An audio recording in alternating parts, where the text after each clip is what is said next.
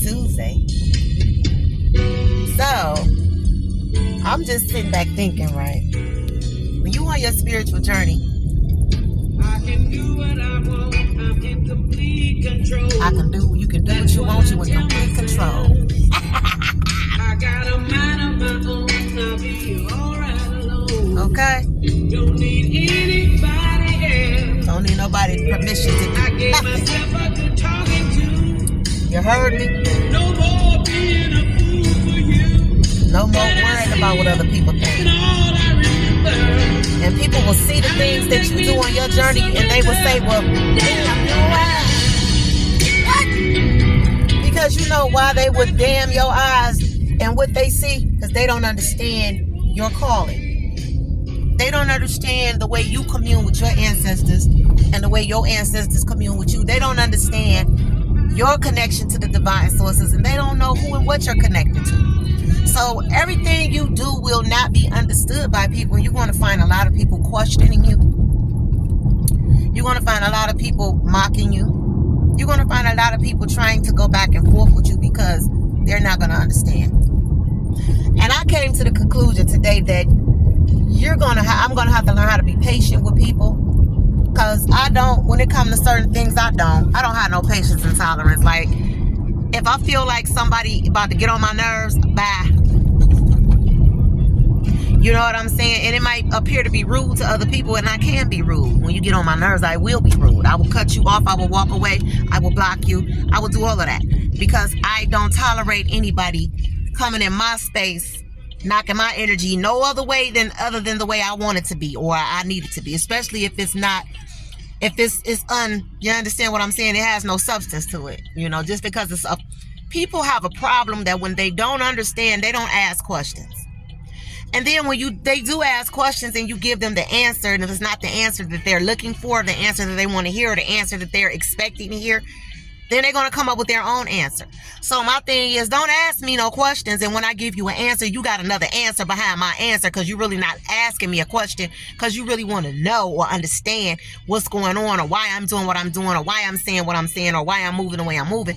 You're looking for something to validate your opinion is what you're doing. And that's what so many people do, even when it's not concerning spiritual things. People will always want to validate what they think you're doing, what they think you mean, what they think you're about, what they just want to validate. They want to be right about you. Put it that way. You understand what I'm saying? And it's just like this. Unless the divine sources is telling you something about a person and they're confirming it, then my thing would be is, if you really and genuinely want to know why a person may be doing or going in the direction they're going in on their spiritual journey or any part, this is about spirituality, but it can apply to anything. The thing to do would be to have a conversation with that person and accept their explanation. Not hear what they say and then reject it and come up with your own thoughts, your own feelings, your own ideas, your own opinion. Because at that point, you're proving yourself to be a very bothered person by somebody that ain't bothering you. Why are people so bothered by what other people do? I don't know. Especially if it's not affecting your life. Like me, I don't really care what nobody do. Even if I had an opinion about it, it's not important enough for me to voice it, because I don't care that much to, speak on what I think, or, especially if nobody asked me. Now, there are open subjects I speak on, but as far as what people do personally, I don't. If it's working for you, I salute you. But most people are not going to understand what direction you're being pulled in. For instance, somebody asked me, was I a Muslim? And because I've never studied the Muslim culture and I'm not Muslim literate, based off of what I've learned for the short period of time that I did go and visit the mosque, from what I've been learning from my own ancestors and what my own ancestors has been communing to me, then yes, by default, I am a Muslim. Does that mean that I'm bowing down, worshiping one God, or I don't worship any gods? But that's me and my spiritual journey. I don't have anything against people who do worship gods. That's their business. If it's working for them, then I salute them. I'm not going to go back and forth with nobody about what they do with their life, because it doesn't affect mine one way or the other. You understand what I'm saying? But I have connections with deities. And it ain't because I'm going to them, it's because they're connecting to me. What people don't understand is if you're not learning this stuff from your own divine sources, there are things that people are going to know that's on a spiritual journey that you ain't going to find in a book. Because they're learning it through their experience in this physical realm, and they're remembering what their ancient existence is and what they were connected to when they were in that ancient space before they came back to this physical realm, or even when they were in a physical realm before now. So the saying, many are chosen, many are invited, but few are chosen. Let's not take that lightly, because there are people who remember things that other people will look at them and be like, they lying. No, they're not lying. Just because you're not tapped into that, don't mean that you get to discredit somebody else's experience. People got to stop doing that, because to me, that's jealousy. When you that worried about what somebody else is doing, you paying too much attention policing somebody else's life or decisions. And especially if you don't understand why they're doing it and you're going to ask a question, be ready to accept what they tell you, even if it's not what you originally think. And if you're not prepared to do that, then you probably should mind your business and move on to something else. Because the bottom line is, don't nobody owe me, you, or anybody else an explanation for what they're doing with their life and how their journey, where their journey is taking them. We're not all going to the same place. We're not all here to do the same thing. Contrary to how we've been taught growing up as in our generations. That, oh, we're all serving the same God, trying to get to the same place. It just got different. No, we're not all serving the same God. No, we're not all worshiping the same thing. And no, we're not all going in the same direction. And no, we're not all trying to go to the same place. No, we're not. You understand what I'm saying? So those that know. I've been Muslim by default because I'm connected to it genetically because of my ancestral tribe. I have ancestral rights to that deity. This is why that deity is communicating with me. You understand what I'm saying? However, when I was a Jehovah's Witness, I did not have ancestral rights to those deities. That's why it backfired and it didn't work for me and my benefit. Jehovah didn't work for me. Jesus didn't work for me. Those are not my ancestral rights. Those are not my ancestral deities. You understand what I'm saying? And so for those who understand how ancient spiritual heritage works, they know exactly what I'm talking about. Those that don't, they don't know. And I'm not mad at you for not knowing. You understand what I'm saying? But don't come at me with your opinions, because you don't know what's going on in the midst of my private cipher when I'm communing and my ancestors are communing with me, or there are deities connecting to me, or animal totems connecting to me. When you're nowhere around and you might just up and see me do something or say something, I have ancestral rights to this direction. This is why I'm going in that direction. I don't do religion. Religion don't have a damn thing to do with what I'm doing in my life right now. I don't give a damn about no damn Abrahamic belief system. I don't care about a belief system at all, because I'm not living off of a belief system at this point in my life. I'm living off of facts and experience. And my facts and my experience is not going to be everybody else's facts and experiences, but those of us who are in that same space on our spiritual journey, that we remember our ancient existence. We still have recollection of our ancient knowledge and wisdom and connection to our ancestors. Y'all know what I'm talking about. Those that don't, I'm going to sound foreign to you. I acknowledge the deities that acknowledge me. Allahu Akbar. That deity has acknowledged me. So I'm going to acknowledge the deity. Hecate has acknowledged me. Ogun has acknowledged me. Obatala has acknowledged me. Oshun has acknowledged me. Aphrodite has acknowledged me. Must I go on? I shouldn't, and I shouldn't have to feel like I need to explain that. But the thing is, I don't talk about every single solitary spiritual experience that I have. For one, because everything is just not, some things are not going to be understood. Now, last night while I was in the shower, and the ancestors and the divine sources, they like water. They like it. They love water. They love quiet spaces. They love meditative spaces. This is when they know you're at your highest concentrated moment, and they can connect with you, and you'll hear them. They're not people.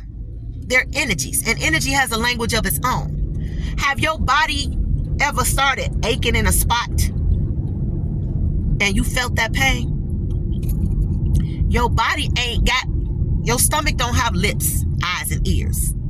But your stomach has a electromagnetic connection to your nervous system. So when it hits that and it doesn't feel good to you, it goes up into your kundalini, up into your consciousness, and up into your mind, and it creates magnetism. And that magnetism creates a language that you speak, and it's called English or Spanish or Greek or whatever language you speak, and you're able to translate what your body is saying to you in the language that you understand.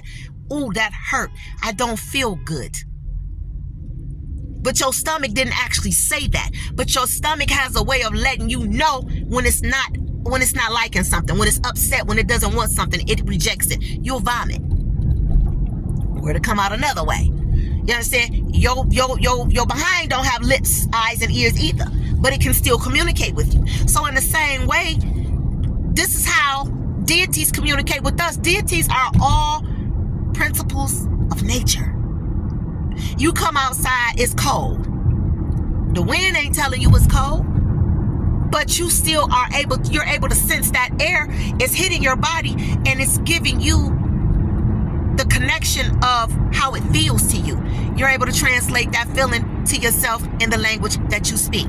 So when we say that our ancestors are talking to us and that they're telepathically communicating with us, they're communicating with us through our senses, through our sensations, because electromagnetic energy is basically being transferred to us.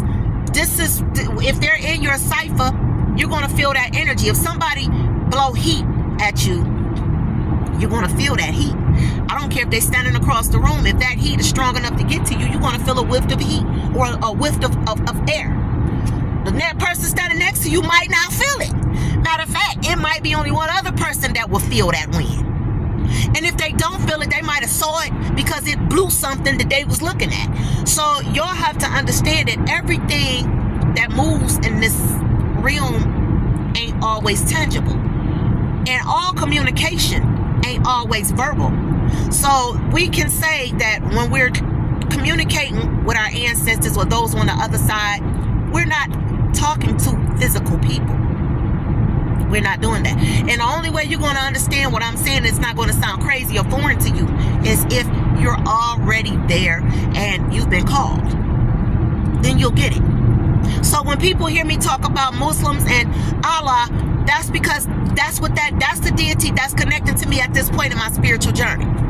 And any spiritual position or direction that I go in, there's nothing I'm ashamed of about where my spirituality is taking me, because it has not failed me since I've been on this journey.